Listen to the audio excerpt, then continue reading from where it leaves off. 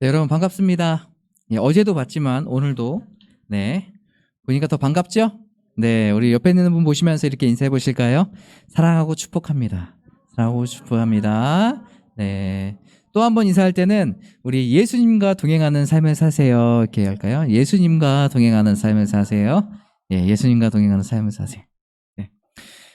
2021년이 정말 금방 지나갔어요. 그렇죠? 예, 눈 깜짝할 사이에 벌써 저희가 2021년도에 이 주일 예배를 52번 드렸습니다. 처음 시작할 때부터 지금까지 얼마나 감사한지 모르겠어요.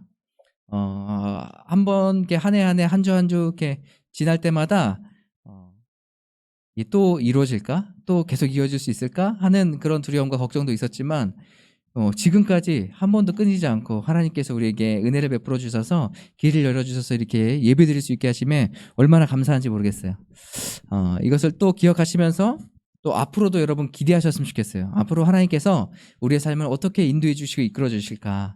우리가 이제 마지막 주일로 이렇게 보내고 있는데 2022년도에는 더 하나님의 은혜가 클 줄 믿습니다. 하나님께서 여러분 삶 가운데 감사의 제목들을 많이 이루게 하실 거예요. 이것을 기대하면서 소망하며 살아가기를 바랍니다. 그리고 한 가지 더 우리가 이제 말씀으로 살다 해가지고 지금 말씀 읽게 하고 있잖아요. 여러분, 제가 걱정돼서 그래요. 네, 신구약 통독 다 하신 분도 있고 신약만 하신 분도 있고 구약만 하신 분도 있겠고 자 읽다가 한 몇 장 이렇게 쭉 읽어 가셨는데 구약 성공 못 하신 분도 있을지 몰라요. 하지만 여러분 걱정하지 마세요. 우리가 성경은 총 몇 권이죠?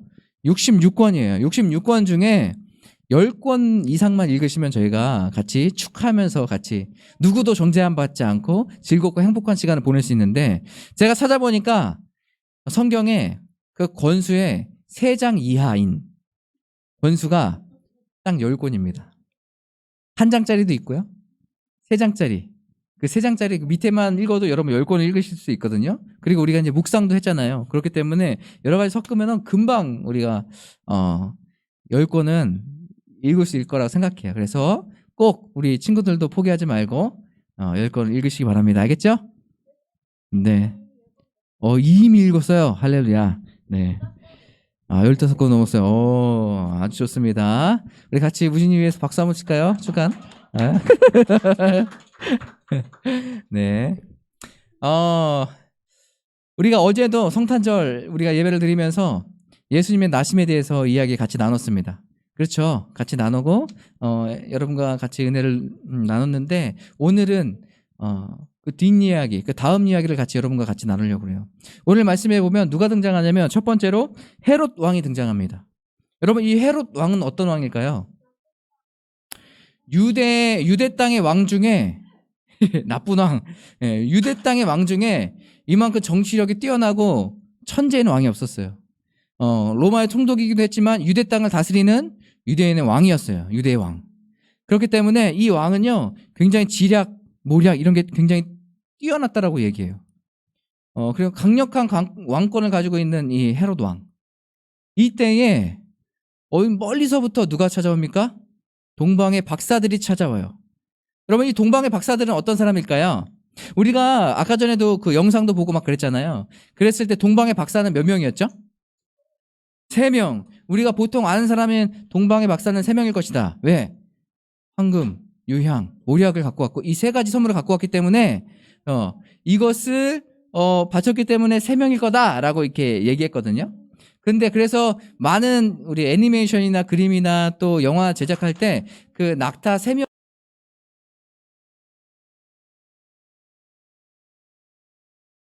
그리고 동방의 박사들이라고 했을 때 이 동방은 어디를 얘기하냐면 지금 우리가 추측하기로는 이란이나 이라크 있는 그쪽이에요. 그러니까 이란과 이라크 있는 그 나라에서 여기 예루살렘까지 오려면 왕복 2년 걸립니다. 그 2년은 걸리는 그 시간에 이 사람들이 여기로 왔단 말이에요. 왔는데 그냥 개인 집만 달랑 배낭 하나 들고 왔을까요? 지금처럼? 그럴 수 없어요. 왜냐하면 머나먼 길을 떠나야 되고 사막도 지나야 되기 때문에 그렇게 할 수 없어요. 그리고 이 동방의 박사들은 어떤 일을 하는 사람이냐면 지금으로 말하면 천문학자들이에요. 별을 보는 사람들이에요. 별을 보고 연구하는 사람들. 이뿐만 아니라 이 동방 박사들을 얘기할 때 굉장한 귀족층이었을 거다 얘기해요. 어떤 사람은 더 나아가서 동방 박사들은 어느 한 나라의 왕일 수도 있다라고 얘기해요. 그만큼 큰 위상과 또 지위를 갖고 있던 사람이 이 동방 박사들, 그리고 별을 연구하고 머리가 굉장히 똑똑하고 천문학적으로 굉장히 똑똑했던 그런 사람들이 바로 이 동방 박사들이거든요. 그렇다면 이 동방 박사들이 3명만 왔을까요? 성경 어디에도 3명 왔다라고 얘기하잖아요. 그냥 선물 3개를 바쳤을 뿐이죠. 그래서 보통 얘기했을 때는 7명 이상에서 30명 이상일 거다 얘기해요. 왜냐하면 혼자만 온 게 아니라 이 지위와 높은 사람이 같이 왔을 때 주변에 같이 수발드는 사람, 그리고 2년 동안의 여정을 함께 해야 되기 때문에 여러 짐들 다 갖고 와야 되기 때문에 많은 사람들, 동방의 많은 사람들이 여기 왔을 것이다 라고 얘기해요.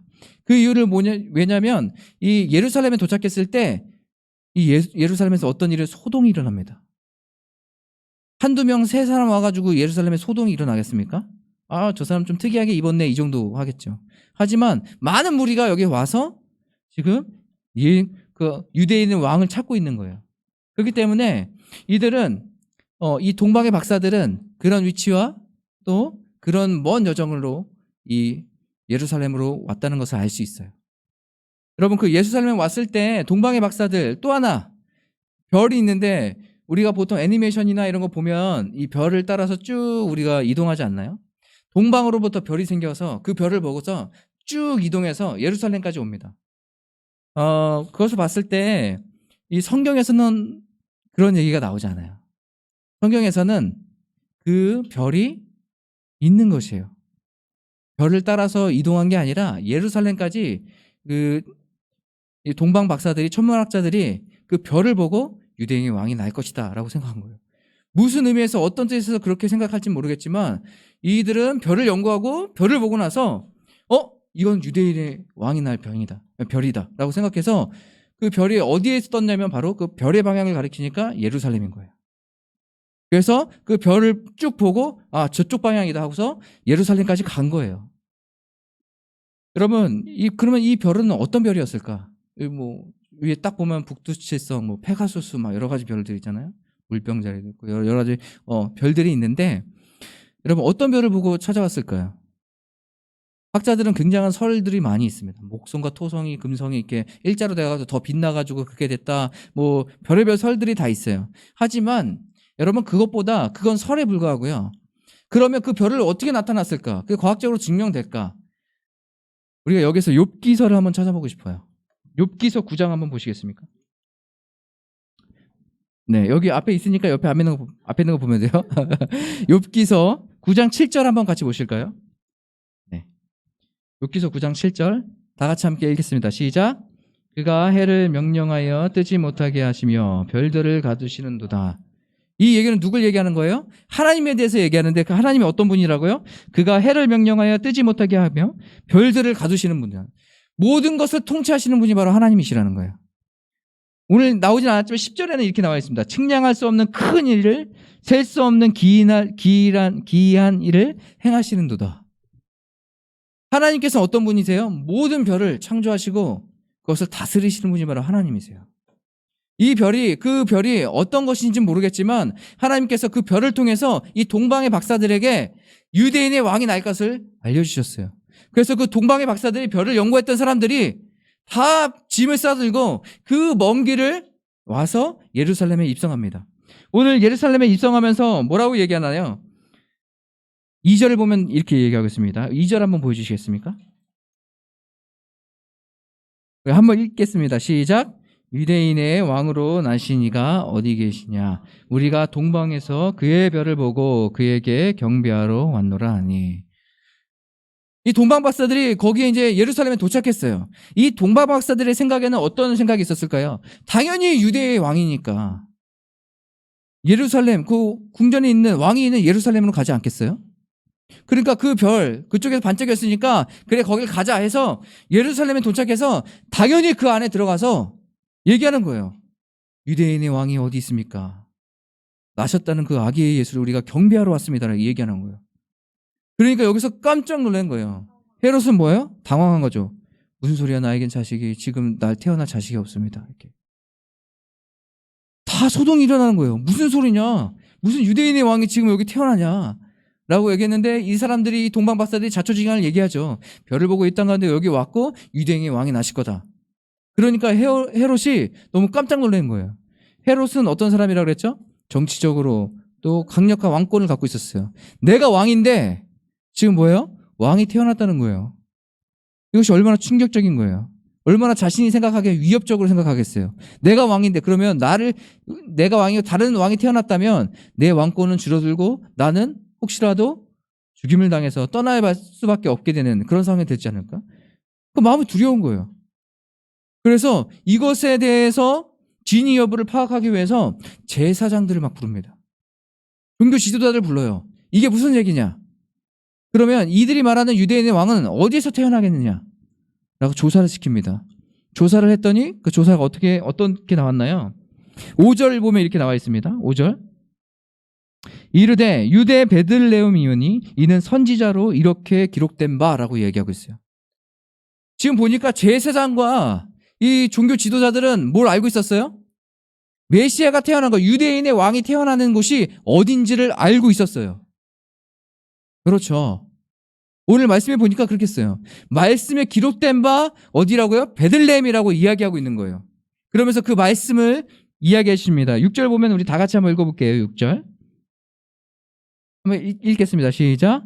또 유대 땅 베들레헴아 너는 유대 고을 중에 가장 작지 아니하도다. 내게서 한 다스리는 자가 나와서 내 백성 이스라엘의 목자가 되리라 하였음이니이다. 아멘. 이렇게 지금 뭐예요? 이게 미가서거든요. 이 700년 전에 예언했던 내용이에요. 이 미가서의 이 내용을 보고서 우리 메시아가 나타날 텐데 유대인의 왕은 어디서 태어나냐면 바로 베들레헴에서 태어납니다라고 그러는 거예요. 예루살렘에서 베들레헴하고는 7km 정도 떨어져 있거든요. 이 동방 박사들은 그러니까 베들레헴을 모르기 때문에 유대의 왕이 온다? 그럼 당연히 예루살렘인 거예요.